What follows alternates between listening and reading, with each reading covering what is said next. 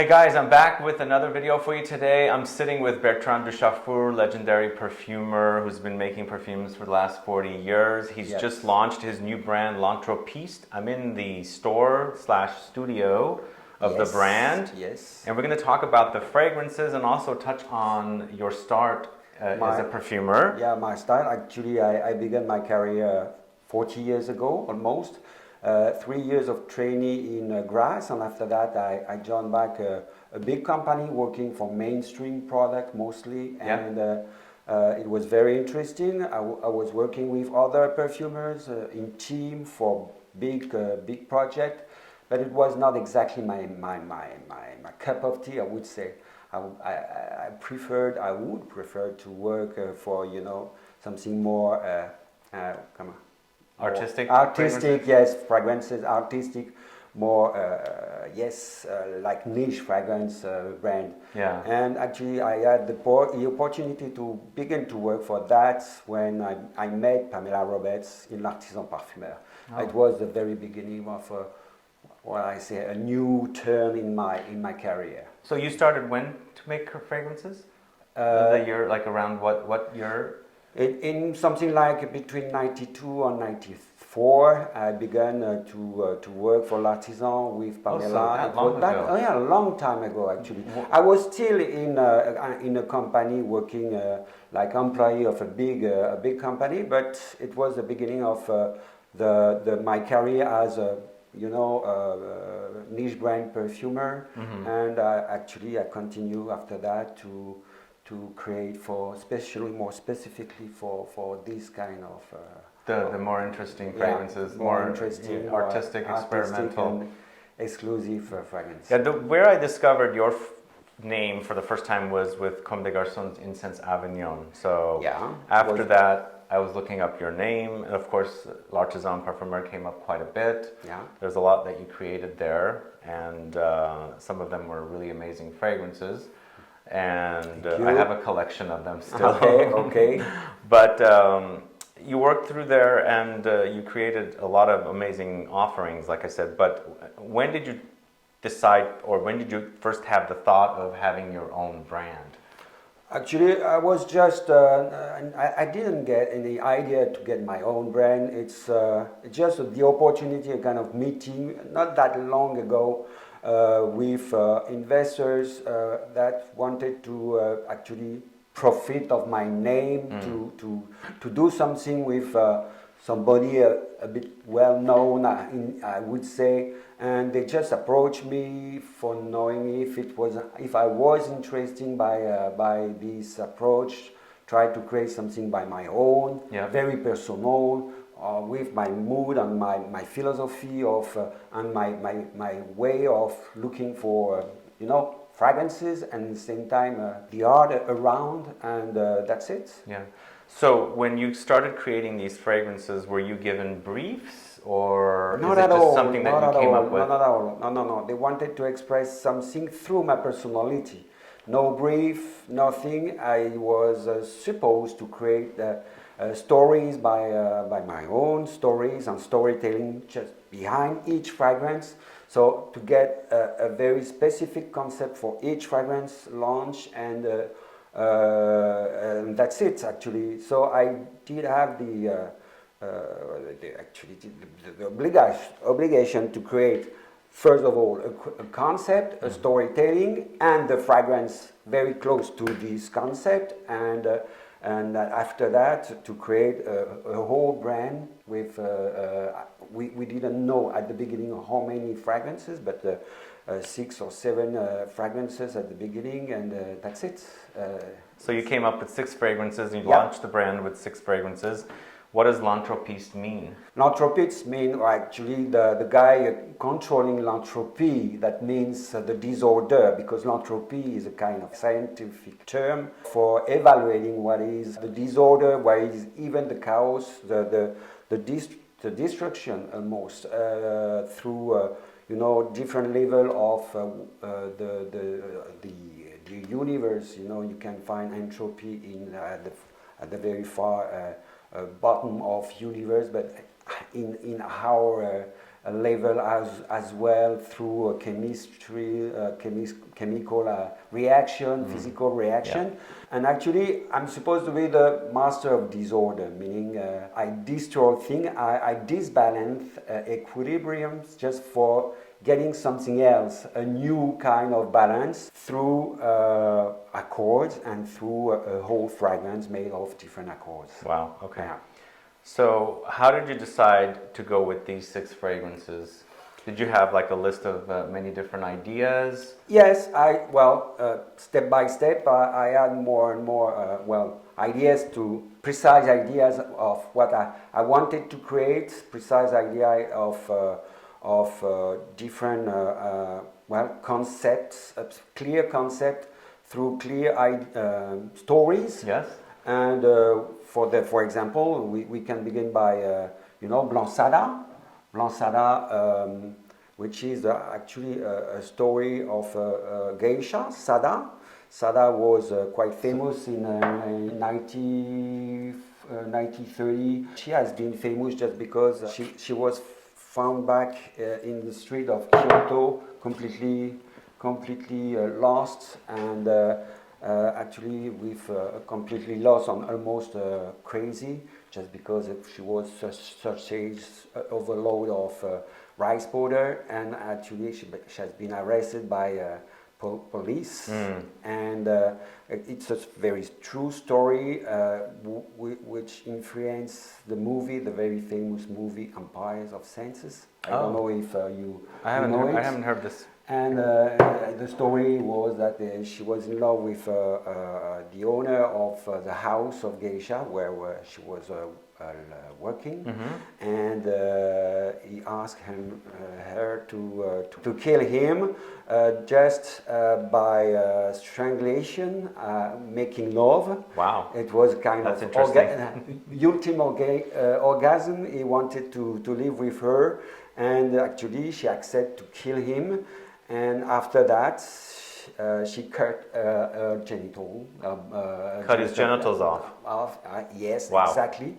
And intense. police found her back in the street with a little bag with the genital part of her lover.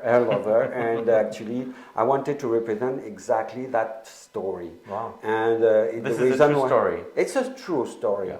And so you incorporated it into the idea or the brief of this fragrance. Exactly. And actually the fragrance itself is kind of huge soliflor rice powder. Rice powder. Yeah, rice powder. It's very powdery for sure. Yeah, very powdery, made of orris and rice effects, quite strong. But in its total opposition of that, you can find a kind of lychee, fresh notes, lychee, wild lychee, just because lychee get the shape of the balls. Okay. That's very evocative, and at the same time it's very bloody. It's the smell, the scent of the lychee is quite bloody because really? of very rosy, and is in total opposition with the wide effect of the rice powder. Interesting. And so the shape of the lychee fruit is the shape of the male. Yeah, in a way, balls. In the male balls. I just work with That's a kind of creative. with a kind of synesthesia, and we always do like that. And actually, lychee can be the best signification or the best symbolization of what can be the balls, and at the same time the blood on the cut balls. Yeah, the blood. The blood, sorry, and it's for me very representative, very, very symbolic, and this is the reason why I wanted to use and to explore that fruit. Are we supposed to get a bloody effect here? It's not exactly bloody, it's juicy and very red. Red. But the bloody scent is not there. It's not that metallic. It's not metallic at all. No, it's very creamy actually. It's creamy, yes. Am I supposed to get a creamy effect like sandalwood or like buttery? Yes, it's maybe not buttery. It's very white, very powdery, but not that creamy. No? No, okay. No. But maybe because of the sensuality of musks behind, you find it's quite creamy. But it gives me a makeup vibe. Yeah. Yeah. Yeah. well, cosmetic, very cosmetic Yeah. effect because of, well, rice powder, because rice powder is made with orris, and orris is very cosmetic. So, what is the shape that you've created here? Is this logo, or is This it? logo is actually the D you can find back in almost all the brand. You know, the D is found back here on the cap, on the top of the cap, and the D is the D of disorder, mostly the first letter of disorder. And in fact, by random, by luck, it's as well the initial of my name. Yeah, well, it is. Yeah, it is. exactly. And it's the reason why we use it a lot on, the candle label, but as well in the lab you can find it back on all the shop, the boutique. You can find the D shape. It's very present. It's very, I would say, iconic-like. Yeah, I definitely think so. And how come the bottles are shaped like this? Is this something, the idea you had for the bottles? Yeah, we used to work a long time with actually a design agency called Tubereuse.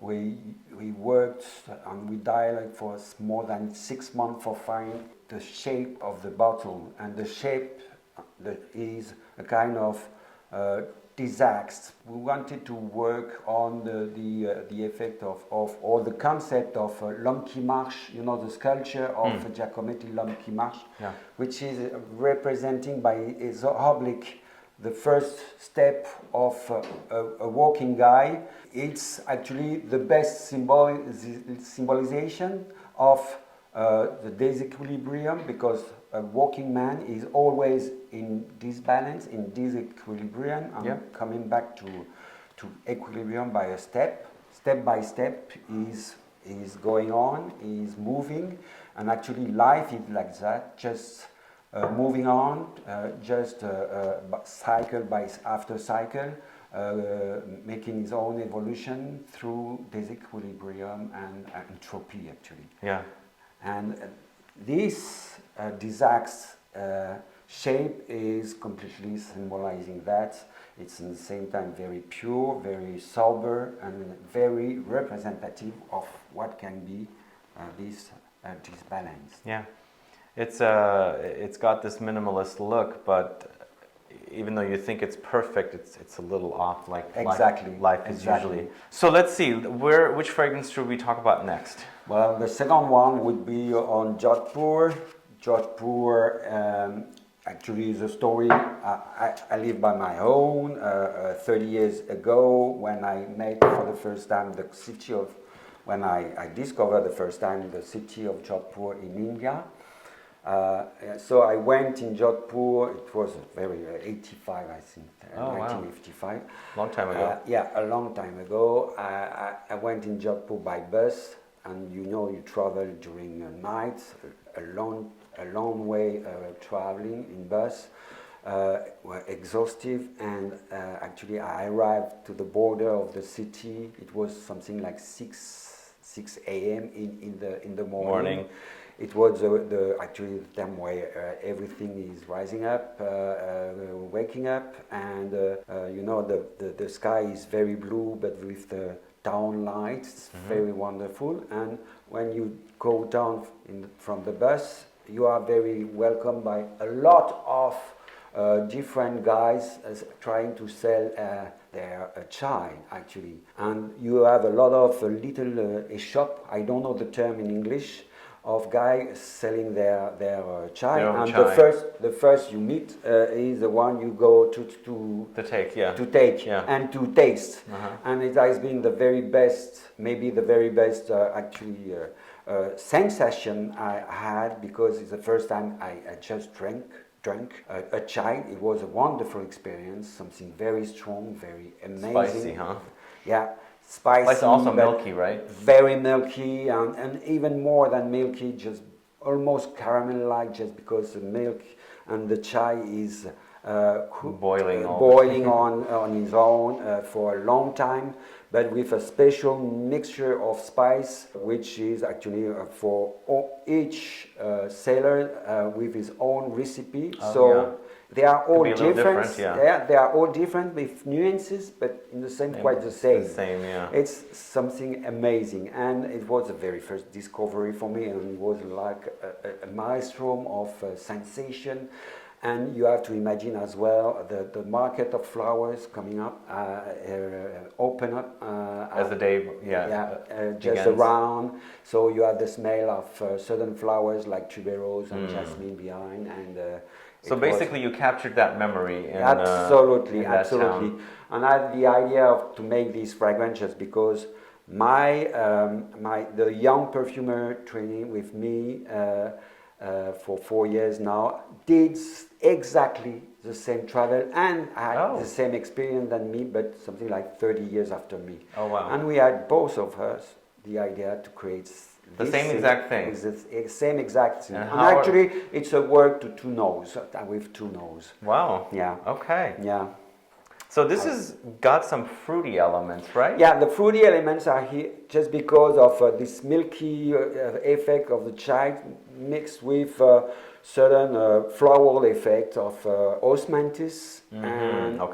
And with this floral effect of the chai itself, because chai has a kind of violet-like effect, and violet and creams made kind of apricot note gives a kind of it's very apricot. It's very apricot-like. It's very floral, but in the same time very sensual. It's very cozy, also. It's very cozy, calming. very enveloping, maybe more feminine than else, but it's very sensual and cozy. Yeah, you can totally experience the tea here, but spicy, intense, fruity, gorgeous. It definitely has your signature.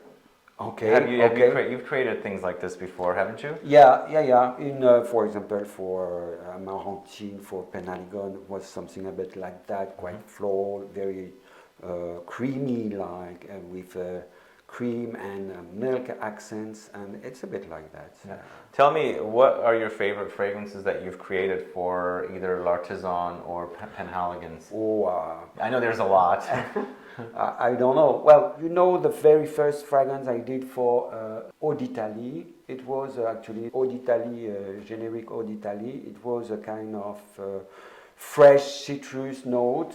For which brand is this? Eau D'Italie. Oh, Eau d'Italie. It was for, the brand from down in southern Italy. Positano, Sirenuse. Yeah. And I did something with a clay effect. It was something quite unusual at the beginning of my career of niche brand.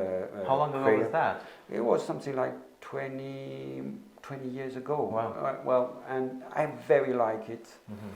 It's not well known. I don't know this one. No. I didn't even know you created one for that brand. Yeah. I did actually several of them. But the first I did, L'Eau d'Italie Original, it was something a bit special. I'm going to have to look it up. But I like as well Nuit de Tubereuse for l'Artisan Parfumeur. Yeah. Quite specific. L'Avignon, of course, is specific as well.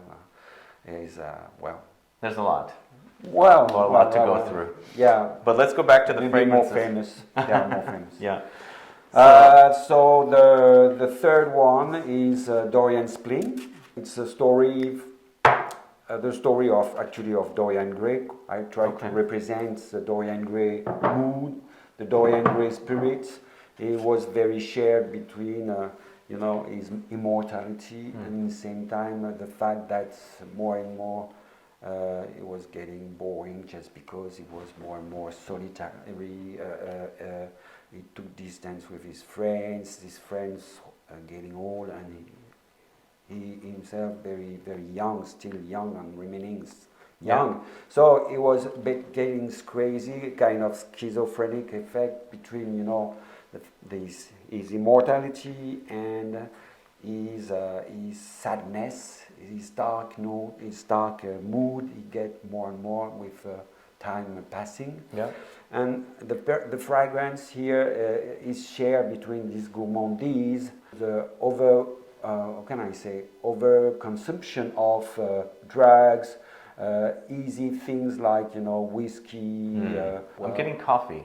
Coffee, Lots exactly. Of coffee, it's black coffee, black chocolate, things like as well Addictions. caramel, addiction, vanilla. Yeah, very addictive effects, but completely in opposition with something much darker. There's something dark trying to come out. Yeah, There's yeah. a smoky edge. Smoky, austere note, ashes, coal ashes effects of cigarettes. So it's much more at the opposite side, and even the black coffee is here for creating an attraction, but at the same time a repulsion of something bitter and very dark. And black chocolate as well is here for the same reason. It's very attractive when it's in a beautiful recipe with vanilla, things like that, very gourmand. But at the other side, the bean of chocolate can be very bitter, very bitter. This has a bitterness. Yeah, absolutely. Very black. So there is kind of opposition in this fragrance, and I try to represent this opposition and this duality between sadness and good effects, gourmandise that could leave Dorian by himself. Yeah, this is a gourmand, but it's not necessarily sugary sweet. It's got some sweetness, but definitely has a lot of darkness. Boozy, coffee, sweet, spicy, and smoky. Yeah, yeah, that's good. Why did you decide to do something with this theme? Well, it was quite challenging trying to be gourmand, to get a very gourmand note, because it's quite trendy, but at the same time I wanted to challenge the story through a very specific idea of duality, something not that easy to catch, not that easy to approach. And the story of Dorian's Green could represent that share between easiness and sadness. Yes. And that's it. It was very challenging, but in the same time very interesting. You created something. Yeah, quite unusual, something in the same time attractive and repulsive. Yeah. And a lot of people say, "Oh, it's amazing. I like very much. I don't know if I will wear it, but because it could be like another person behind me, another person beside me, just because there is kind of huge presence, but duplicated presence." Yeah, I can see this. This one actually is something I would wear. Yeah. Yeah, I like that whole contrast of the sweet and spicy and boozy side and the dark side. Exactly. I might be a little like that myself. Yeah, this is Dr. Jekyll and Mr. Hyde, something like that.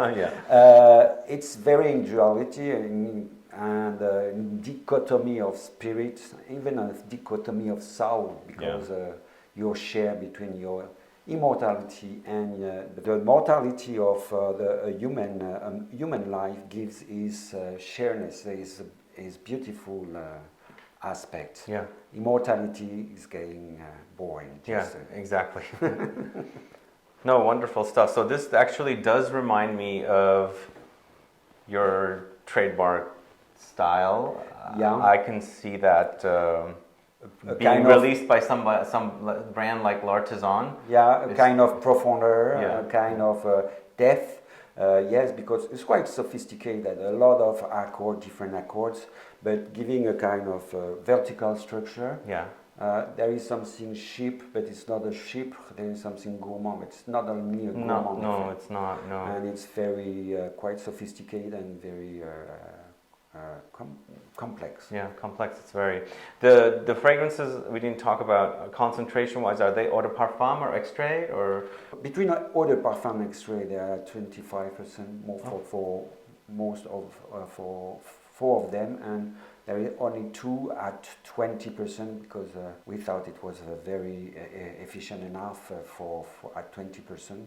Yeah, so they're long lasting when you wear them. They are very long lasting, very efficient, and actually I used to work trying to control the long lastingness, the powerful and the efficiency as a diffusive fragrance, because diffusivity is very important. Yes. Actually it's the best advertising for a fragrance, Yeah. you know, this diffusion, and it's very important for me to work on it.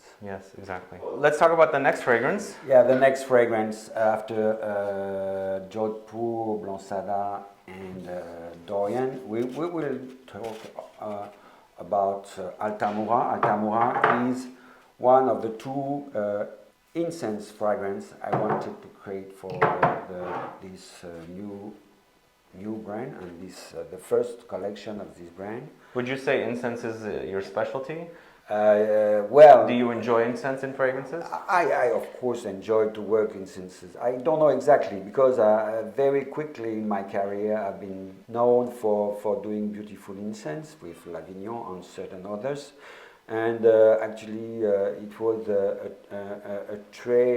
an aspect we wanted to represent for the brand, and there will be not exactly a sub-collection of incense, but almost something like that. We will try to create a certain fragrance made with incense, or different aspect of incense, or different approach of what can be an incense. Mm-hmm. This ALTAMURA.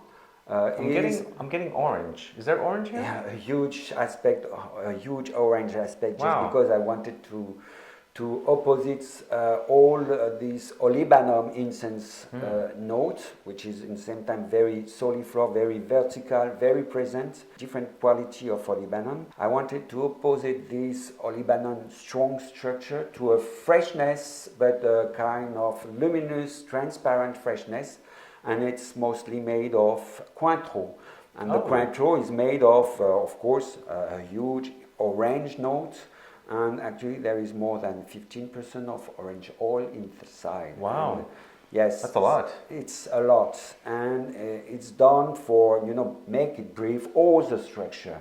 Those 15% of orange are here for, in the same time, structure in vertical, the fragrance, give a volume to all the fragrance, and is completely opposite to the strong structure of incense and the woodiness of all the base note of the fragrance. So yeah, I like the way the orange is working with the incense. It's that sweet, fresh, a bit tart start, but nicely contrasted with the smokiness of the incense. Exactly. And I haven't experienced a fragrance with the usage of oranges and incense together, and I think it works really wonderfully together. The orange is here for enveloping, giving a kind of freshness, and at the same time a sweetness to all the structure.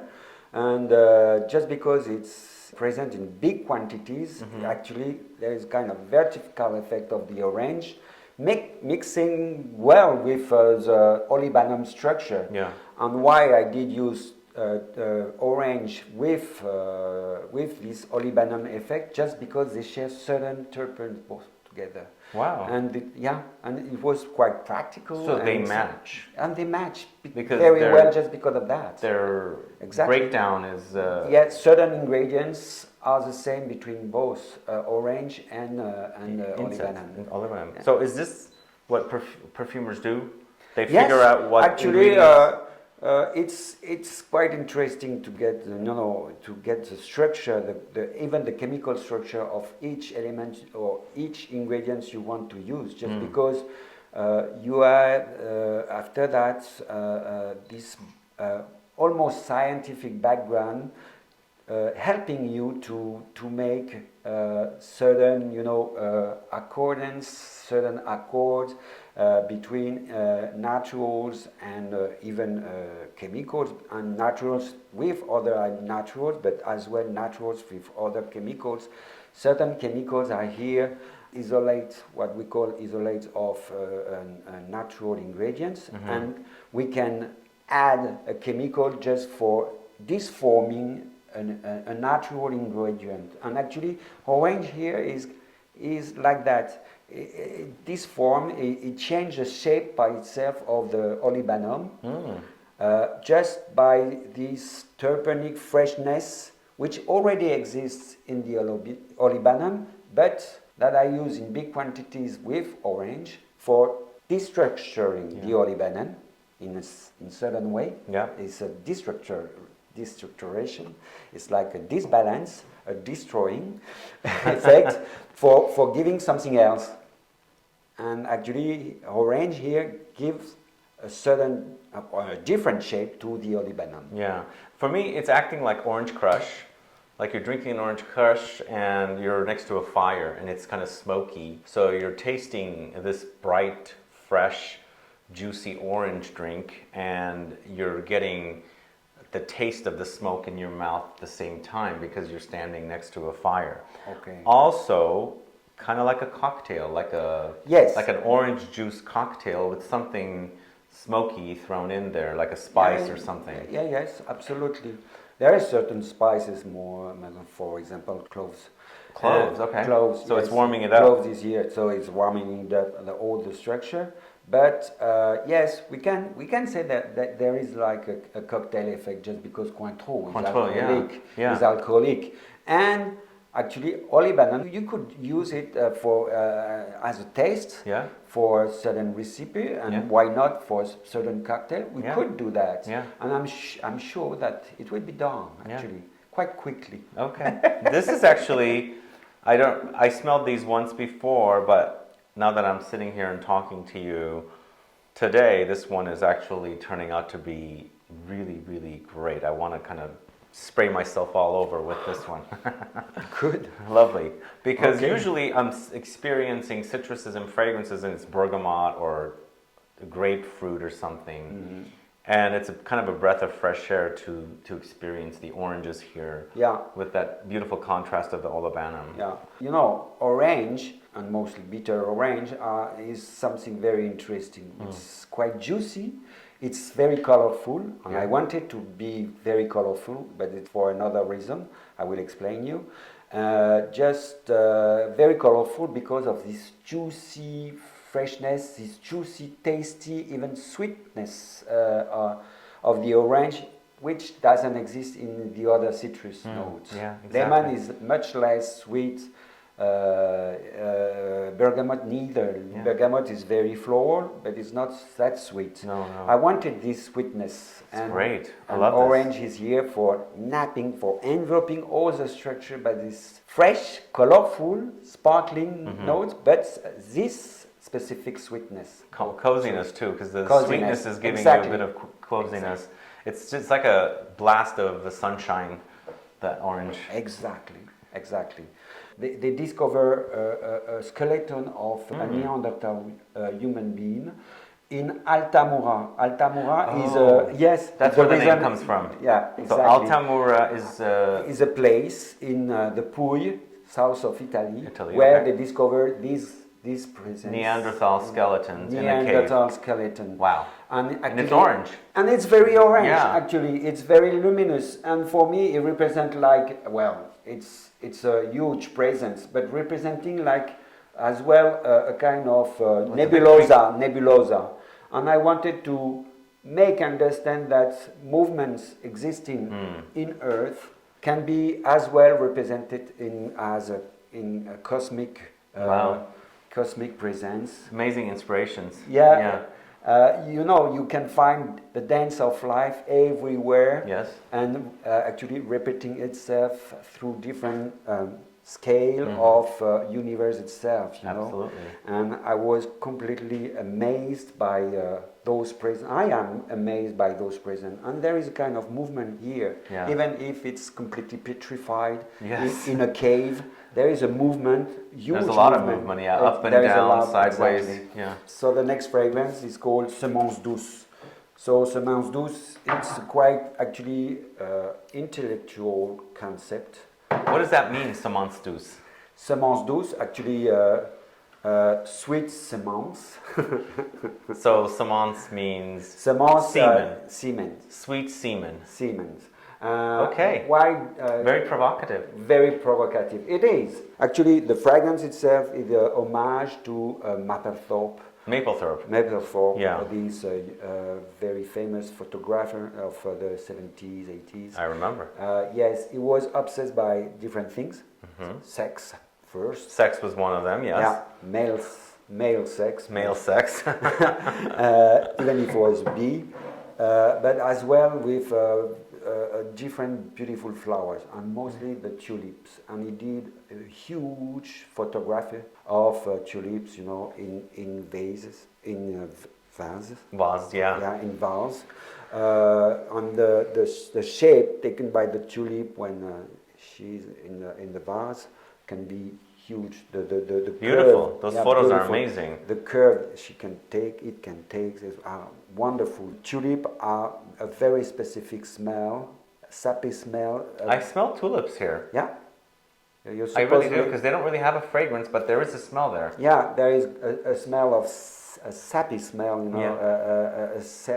a smell, a scent of sap, of even a green honey effect. And actually, it's the representation. There's a vegetal vibe here. Yeah, Yeah. a huge vegetal vibe. Actually, for me, the basic note of the tulip. The tulip can be very strong in scent. Really? Yeah. Certain tulip are very green and sappy like that. It smells like a florist, a flower shop. It kind of does, yeah. Yeah, absolutely. Yeah. Well, you can find back this kind of smell in a lot of different flowers, actually. Like can be as well the sweet almond. Almond is a semence, and rice is a semence. And actually, this fragrance is made of the three of them: the tulip, the almond, sweet almond, and as well the rice amidon. So their breakdown is the same from one to the other. Well, there is a link between all of them because they are all of them semence. And actually, you put your nose in a big bag of rice, fresh rice, even of whatever the semence can be, you know, oats, rice or others, they smell like this strong effect of semence, of sperm. Okay. Yeah. Makes This sense. yeah. I get that. Yeah. I really do. Just because we are done of all. And actually, maybe the scent is a kind of original point between all of us, you know, well, all the presence on Earth. And that's it. It's my way of thinking. This is the story that really won me over about the brand when we met in Milan. Yeah. I couldn't believe the connection of these three things, and it smells really, really good. Yeah. This is like, wow.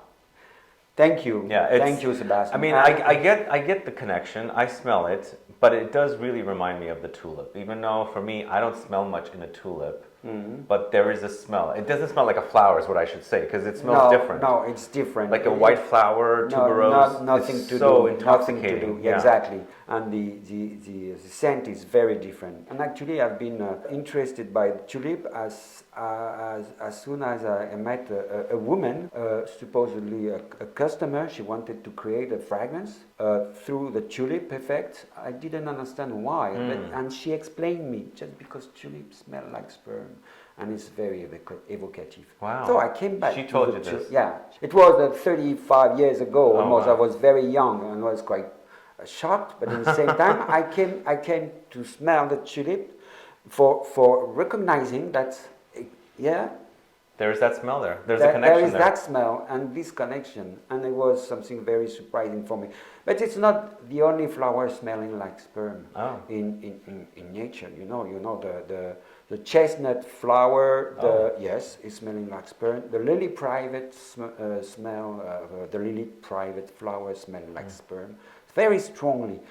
There are as well all other effects, but they are this. Do they still have that connection? Like you have the almond and well, it's not that far actually. Okay. Even if by the scent, yes, almond is not that far as well. There is a kind of chloric notes in the almond. You know, it's very bizarre. Okay. And yes. So why am I getting green? There's a greenness here. Yeah, there is a greenness given by purpose with honey-like effects, honey-like. How can I explain?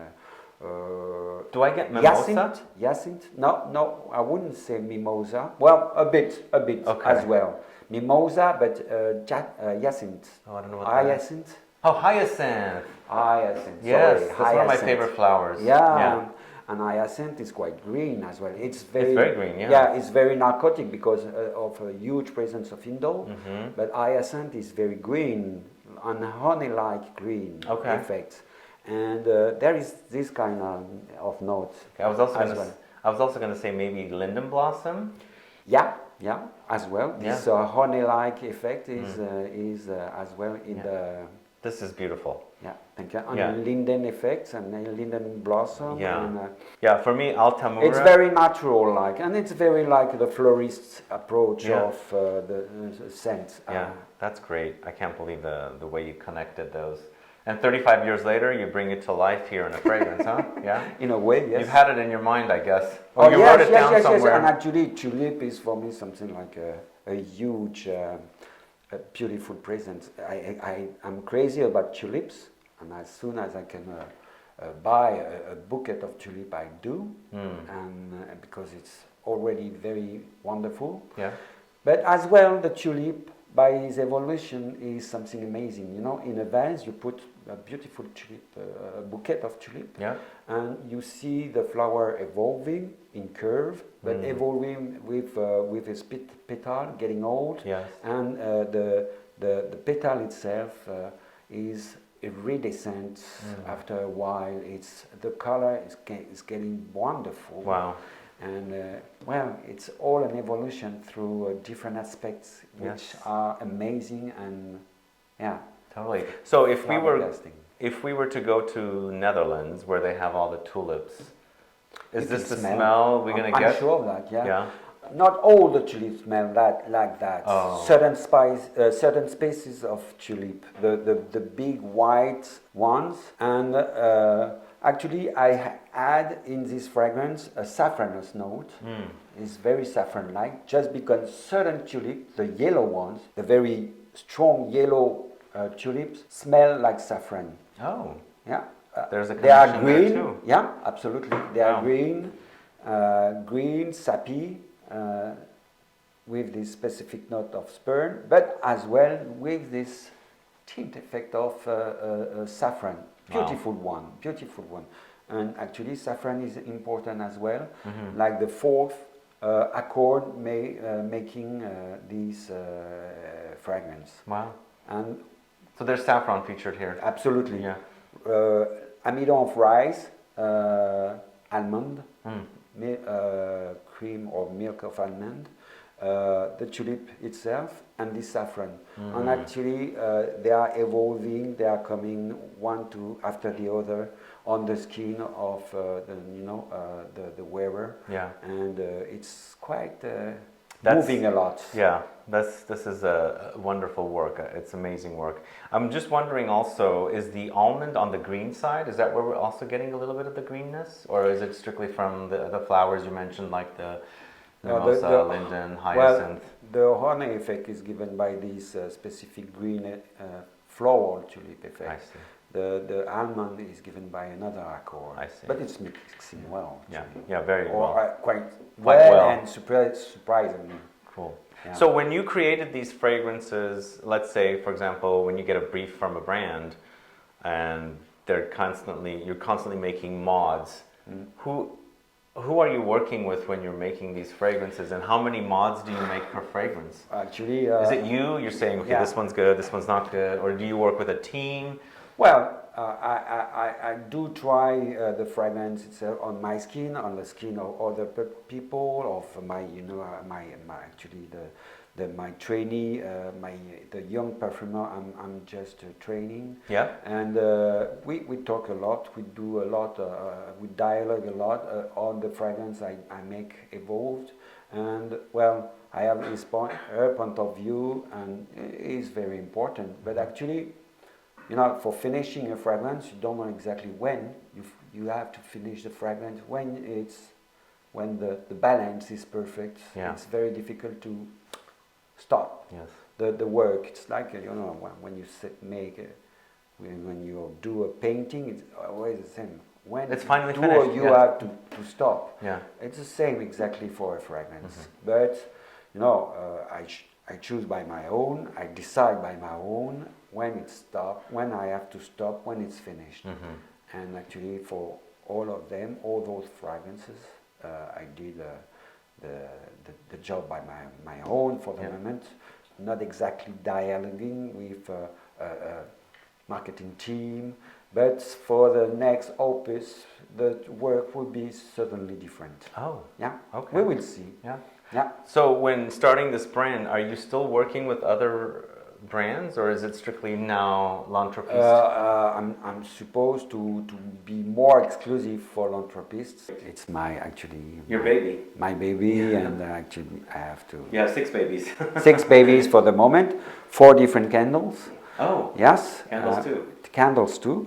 We have to talk about because it's important. All right. It has been a big job too. Because I like to work on candles as well. Really? It's another job. It's an approach, completely different approach, but it's as well very interesting.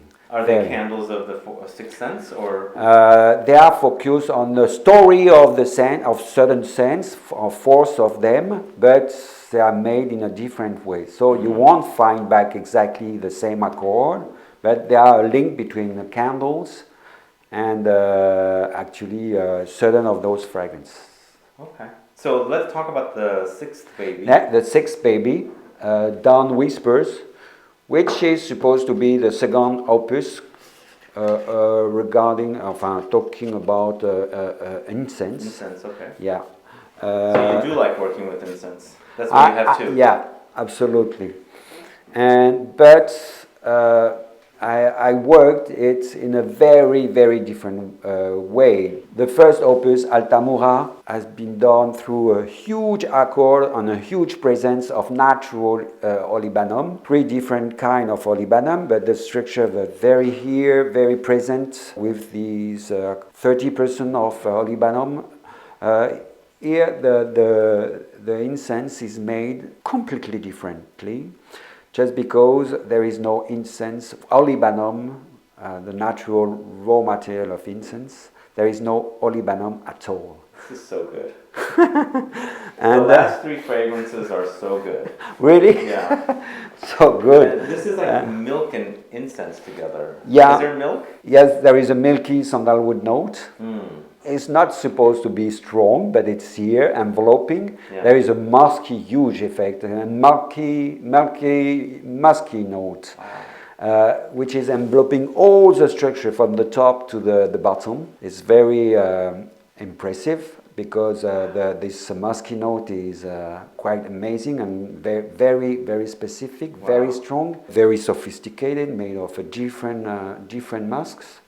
And actually, I wanted to represent an incense, but through a 100% chemical note, 100% chemical accord. There is no natural raw material over there. So this is all synthetic? All synthetic. It smells so natural. It smells so natural just because, you find back vanillic effects, milky notes.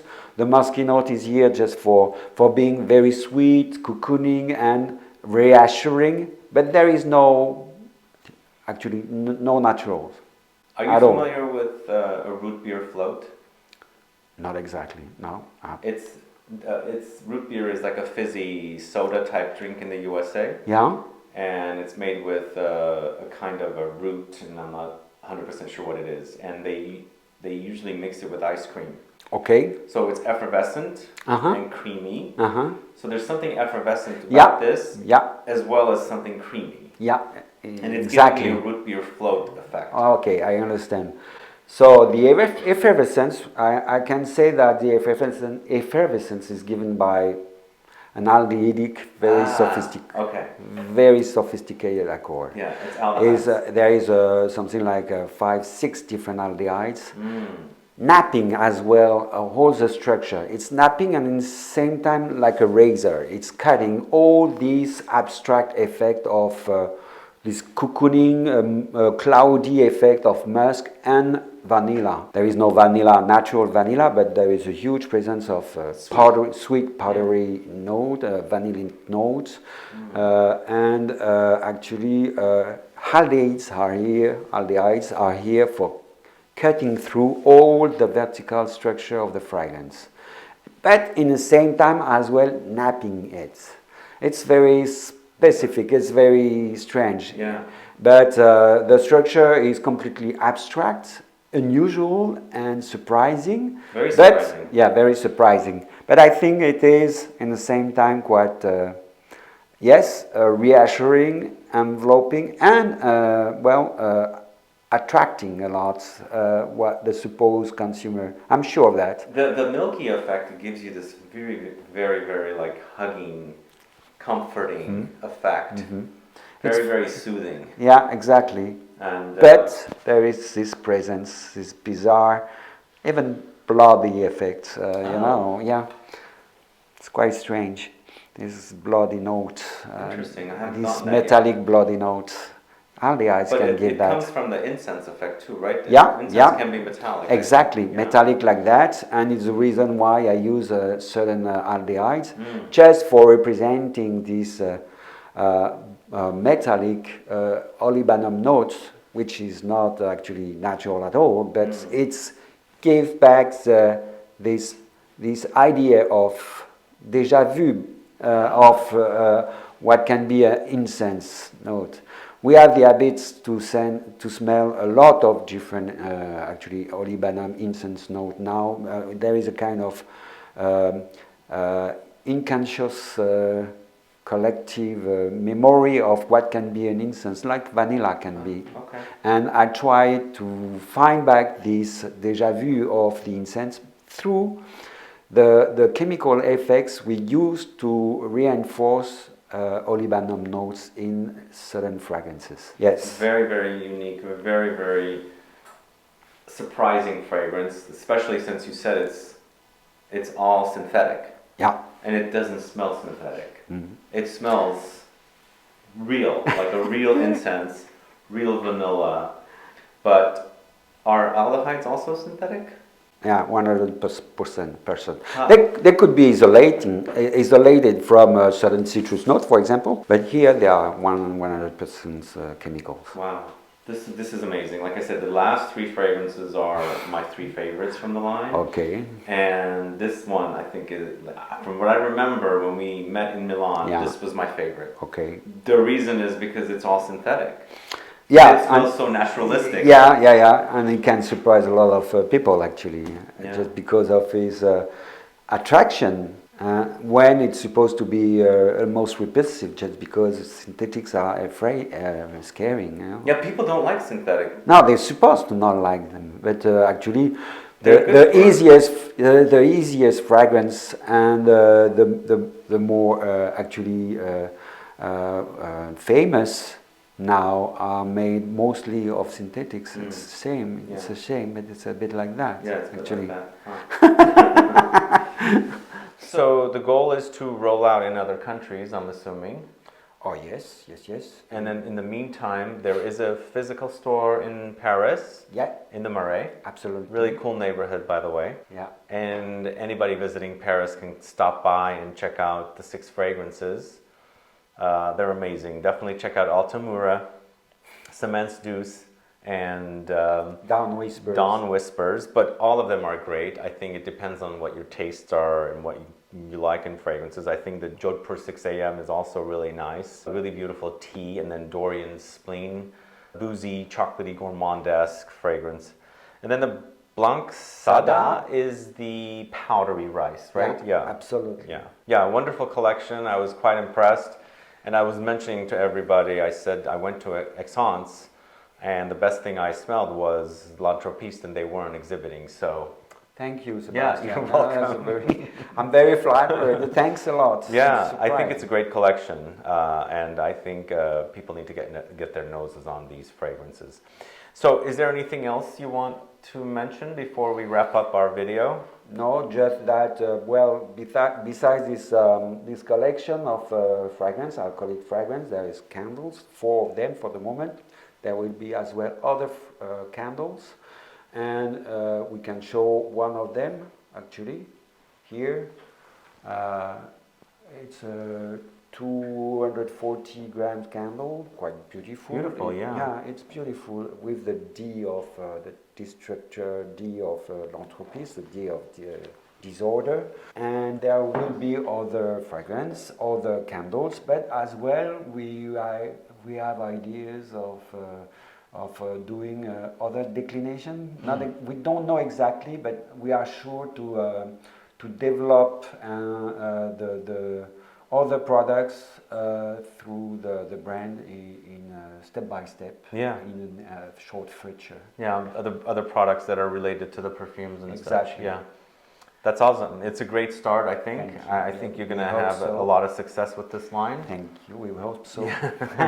We hope so. Yeah, I think you will. Yeah, guys, these are really, really great. So hopefully you'll check them out, whether you're visiting Paris and come to the store, or if there's a local store near you that will carry the line. And of course, you guys are shipping, right? Globally? We are shipping, right now already. A lot, actually. Not all, but most of the business is done by shipping for the moment. You've been open for 3 weeks, I think. Exactly. Right? The boutique is open for 3 weeks. But when did the brand start exactly? Like just in January, the 22nd. Yeah. So it's brand new. It's brand new. Yeah, it's really new. Of course. And actually, the internet website. It's ready. Yeah. Is ready actually. And you sell discovery sets? Yeah, samples? absolutely. Yeah, discovery sets with the 6 different fragrances. We sell 100 milliliter bottle, but as well 50 milliliter bottle. I forgot to say something. We try to be the most actually sustainable possible. Everything is rechargeable. Oh, cool! I did not know that. Yes, and you will find the recharge. Very soon, in 1 or 2 months, everything will be ready for recharging here in boutique, or even with certain by website. So that's a 50 ml continent. Is very handsome too. Actually. Yeah, it's beautiful. Beautiful, and it's very well shaped and very equilibrated, despite the disequilibrium. Yeah. And here is the packaging. Yeah, the packaging is made of bamboo pulp. It's completely recycled. Bamboo pulp? Bamboo pulp. That's amazing. Yeah, and you can just guess the shape of the flacon, of the bottle itself. It's a bit ghostly. It's a little bit ghostly, like something like that. And behind as well, the silhouette. Indented, yeah. Indented shape. Indented shape of the bottle. What is very practical is you can actually stock easily the packaging itself with others. Great! Yeah. So they would. It's quite one beautiful. top on another. Awesome. And there is a D label. Ooh, you got all the details down. Blocking, I like that. Actually, it's the work of Saint-Degré. We used to work with them during more than 7 months for creating this flacon, this beautiful flacon. It's beautiful. Yeah, you can find a metallic correct with engraved in the Master of Disorder. Yeah. And Master of Disorder has been the kind of motto of the brand. It's very important. Yeah, and everything has been found together with Saint-Degré, with the team of Elie Papernik, and we did a beautiful job. Yeah, a long time. I don't know them, but they did a great job. Yeah, something like a 6 or 7 months process. Wow. But a very long time. But in the same time very intense and interesting, and actually very focused on the DNA of the brand, the DNA which is in the same time the disorder, the disequilibrium, but as well the movement. Great, thank you so much. Thanks. Yeah, guys, thank you so much for watching today's video with Master Perfumer Bertrand Duchaufour for the brand L'Entrepiste. I think you guys are going to like it. This is really, really great quality work, and there's all kinds of great styles here for everyone. So I hope you guys get to try these fragrances. In the meantime, if you have any questions or comments, please do list below. Otherwise, please like this video, please share it, follow me on Instagram and Facebook, and I'll be back with more videos very soon. Have a good one. Bye-bye. Goodbye. Thank you.